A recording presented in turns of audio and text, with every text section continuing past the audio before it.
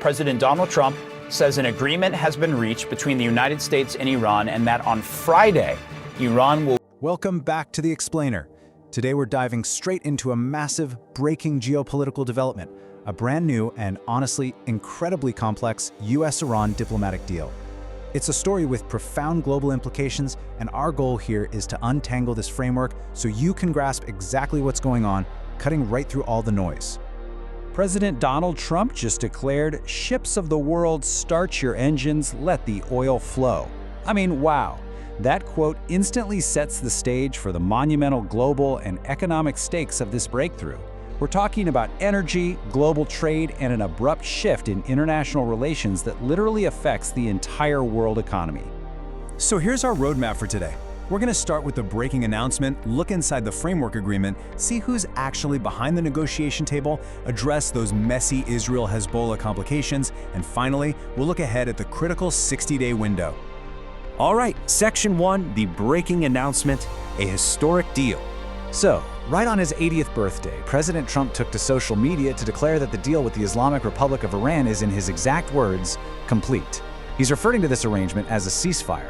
And, this officially ends weeks of intense, behind-the-scenes negotiations and some seriously mixed signals about whether an agreement like this was even possible. But what does a complete deal actually mean right now? Well, it's a ceasefire framework. Basically, that's an initial agreement to pause the conflict and take immediate de-escalatory steps.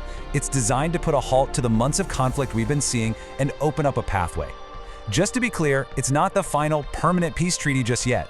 Rather, it's the foundational step they absolutely need while negotiating those long-term terms. And the target day for formalizing this monumental step? Friday. The signing is set to take place in Switzerland. Now, according to reporting, this might actually be done electronically, or it could be signed in person by President Trump himself, or even by Vice President J.D. Vance. So Friday is definitely the day to circle on your calendar as the official stamp on this framework. Moving on to Section 2, inside the framework agreement, terms of the deal. There is a massive bilateral give and take at the very heart of this deal. On the U.S. side, the concessions involve easing both military and economic pressure. The U.S. has agreed to remove its naval blockade, relax sanctions so Iran can sell more of its oil and bolster its battered economy, and they're extending a ceasefire that has, for the most part, held since April. On the flip side, Iran's major concession is authorizing the immediate toll-free opening of the Strait of Hormuz. Let's pause here for a second, because we really need to highlight why this specific Iranian concession matters to you and the average global citizen. The Strait of Hormuz is one of the world's absolutely vital energy and shipping routes.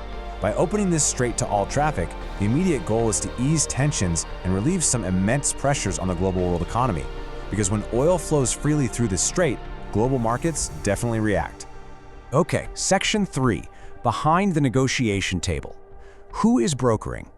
While the Trump administration and senior Iranian officials represent the two main sides, they haven't just been sitting in a room alone together. Pakistan and Qatar are actually playing absolutely crucial mediating roles here. In fact, the Pakistani Prime Minister noted that they facilitated a lot of this, stepping up as the vital bridge to actually bring the U.S. and those senior Iranian officials to an agreement. But here's a really surprising fact about the Iranian side of the table. The U.S. is not negotiating directly with Iran's new supreme leader, Mojtaba Khamenei. Actually, he hasn't even been seen or heard from since being appointed. The talks are being conducted entirely through senior officials. However, make no mistake, for this deal to truly hold in the long run, Mojtaba Khamenei's ultimate blessing is absolutely required. Let's pivot to Section 4, the Israel-Hezbollah complications. Regional friction. The contrast on this single day is just jarring. I mean, look at this. In the morning, you have all this optimism as the ceasefire framework progresses rapidly. Then, midday, Israel launches military strikes against Hezbollah targets right in the southern suburbs of Beirut, Lebanon. And by the evening, the atmosphere completely shifts, with Iran's chief negotiator promising retaliation. You literally have diplomatic breakthroughs happening at the exact same time as military strikes. And the immediate fallout was severe. According to the Lebanese civil defense, the strikes left at least 3 people dead and 6 wounded in Beirut. Now, Israel insists these strikes were a direct retaliation against Hezbollah. Meanwhile, Iran's chief negotiator pointed to these exact strikes as proof that the U.S. lacks commitment to the peace process, openly accusing the U.S. and Israel of playing an outdated bad cop, good cop game. As you might guess, this military action triggered a highly charged political dynamic behind the scenes. President Trump expressed severe outrage over the strikes. In separate interviews, he even used the F word to convey his deep frustration with Israeli Prime Minister Benjamin Netanyahu. The president was clearly angered that these strikes were launched right as the U.S. was on the verge of finalizing this incredibly fragile deal with Iran. This tension really highlights a profound, deep-seated skepticism from Israel regarding any deal with Tehran. Former Israeli senior military intelligence officer Abner Van put it this way: "While we've known the Iranians for many years, you don't really believe that the fact that they promise or they sign something is worth anything." That perfectly illustrates the intense doubt coming from Israeli intelligence regarding Iran's promises, especially when it comes down to long-term issues like nuclear production. Now contrast that heavy skepticism with the official response from the White House. The U.S. administration openly acknowledges that the Iranians are incredibly difficult negotiators, but their official position is that this agreement is not based on blind trust. It's based on strict verification. The White House recognizes that sure, a memorandum may be signed, but the real work lies in verifying every single step along the way. Finally, Section 5, the 60-day window, unresolved issues. Because, as we established earlier, this current framework, it's just the starting line. It starts a clock. Negotiators now face a strict 60-day window to tackle 3 incredibly difficult long-term hurdles. Step 1, establishing the technical details regarding Iran's nuclear activities and capabilities. Step 2, hashing out the permanent long-term sanctions relief. And Step 3, determining the very complex future of Iran-backed groups spread across the entire region.